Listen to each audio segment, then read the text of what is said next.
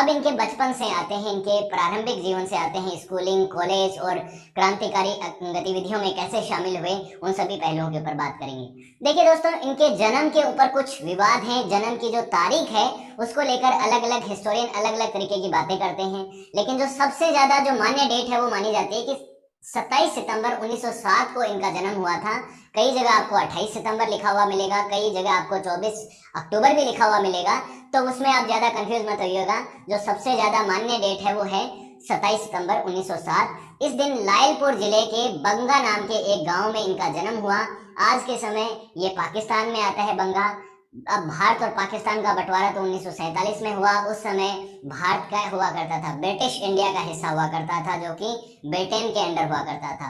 तो चाहे ये आज का समय ये जो क्षेत्र है वो पाकिस्तान में चला गया, लेकिन भगत सिंह जो हैं वो ब्रिटिश इंडिया के अंदर पैदा हुए व्यक्ति थे। तो भारत और पाकिस्तान के लोग इसको बंटवारे के तौर पे नहीं देखते, दोनों ही देशों के लिए हीरो हैं। दोनों देश जो आज स्वतंत्रता के रूप में अपनी सांसें ले रहे हैं, एक स्वतंत्र इन्वायरमेंट में अपनी सांसें ले रहे हैं, उनमें भगत सिंह का एक बहुत बड़ा रोल है। तो दोनों ही देशों के लिए बहुत बड़े हीरो हैं। इनका पैतृक गांव जो है वो खटकड़ कला था, जहां से इनकी जो पैतृक फैमिली आया करती थी वो भारत के पंजाब में आता है। इनके पिता का नाम किशन सिंह और इनकी माँ का नाम विद्यावती था। किशन सिंह पेशे से एक किसान थे और ये आर्य समाज को फॉलो करते थे, आर्य समाजी थे। आर्य समाज वही आर्य समाज जिसको महर्षि दयानंद सरस्वती जी ने शुरू किया था और उसी से ये काफी प्रभावित हुए थे। भगत करतार सिंह सारभा, लाला लाजपत राय जैसे क्रांतिकारियों और जैसे स्वतंत्रता सेनानियों से ये बहुत ज्यादा प्रभावित थे। आप जानते हैं कि लाला लाजपत राय जो हैं ये गरम दल के नेता थे, लाल बाल पाल, इनकी विचारधारा से बहुत ज्यादा प्रभावित थे भगत सिंह अपने बचपन से ही। इनके खुद के चाचा अजीत सिंह जी जो थे वो खुद एक बहुत बड़े स्वतंत्रता सेनानी थे। उन्होंने भारतीय देशभक्ति एसोसिएशन की भी शुरुआत की थी।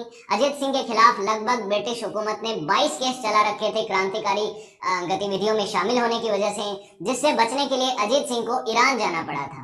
उसके बाद भगत सिंह को किसी सरकारी ऐसी स्कूल में नहीं भेजा गया जहां पे ब्रिटिश अथॉरिटी का जो रूल है उसके हिसाब से एजुकेशन दी जाती है, बल्कि इनको दयानंद सरस्वती के द्वारा जो एंग्लो वैदिक हाई स्कूल चलाई जाती थी उसमें लाहौर में इनको एडमिशन दिलाया गया। दयानंद सरस्वती की जो एंग्लो वैदिक हाई स्कूल थी लाहौर वाली, वो बहुत मशहूर थी, वहां से बहुत सारे क्रांतिकारी निकले हैं। और इसी दयानंद सरस्वती की एंग्लो वैदिक स्कूल में पढ़े, जहां पे इनको वेदों की एजुकेशन भी दी जाती थी, समाज के बारे में भी पढ़ाया जाता था, ब्रिटिश हुकूमत के अत्याचारों के बारे में भी अवेयर किया जाता था।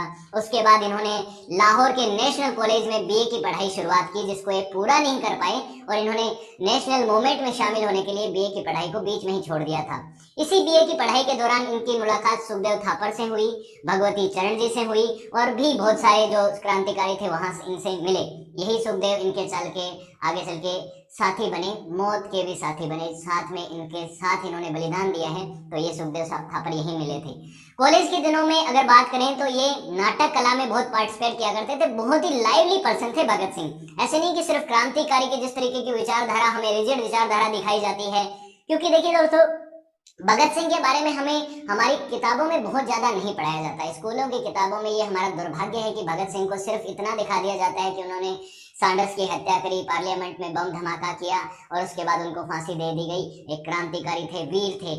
नहीं, वीर तो थे ही, क्रांतिकारी तो थे ही, लेकिन एक बहुत ही चंचल और बहुत ही ज्यादा ऐसे जीवंत व्यक्ति थे जो नाटक कला में देशभक्ति से परिपूर्ण स्क्रिप्ट लिखा करते थे, अपने दोस्तों के साथ बहुत चिल किया करते थे, नौजवानों को देशभक्ति की तरफ आकर्षित करने के लिए बहुत सारे नाटक और बहुत सारी ऐसी एक्टिविटी करते थे जिससे लोग इनसे जुड़े। युवाओं के उसी समय के बहुत बड़े हीरो थे ये। बहुत इनके बारे में बातें अगर आप जाके पढ़ेंगे इनकी किताबों में तो इनके विचारों का आपका पता चलेगा। वाई आई एम एथेइस्ट, बहुत सारी ऐसी किताबें लिखी हैं। जेल के दौरान इन्होंने बहुत सारे लेटर लिखे अपनी फैमिली को, अपने जान पहचान के लोगों को, गांधी जी को लेटर लिखा, अलग अलग कांग्रेस के लीडर्स को इन्होंने लेटर लिखा। बहुत ज्यादा अच्छे व्यक्ति थे, बहुत ही महान व्यक्ति थे। इसीलिए तो कहता हूँ कि इनको एक वीडियो में पढ़ना नामुमकिन है, इसीलिए इनके ऊपर हम और भी वीडियोज लेके आएंगे, इनकी किताबें और इनके लेटर्स को लेकर, डॉक्यूमेंट्स को लेकर। तो अंग्रेजों को ये नीचा दिखाने के लिए बहुत सारे नाटक किया करते थे, नाटक स्क्रिप्ट लिखा करते थे, देशभक्ति से परिपूर्ण वो स्क्रिप्ट हुआ करती थी। बहुत ही मस्त मौला इंसान थे। तो कॉलेज के दिनों में लिखने का इनको बहुत शौक था, बहुत सारे निबंध के लिए इनको प्राइजेस भी मिले थे। तो इस तरीके के व्यक्ति थे।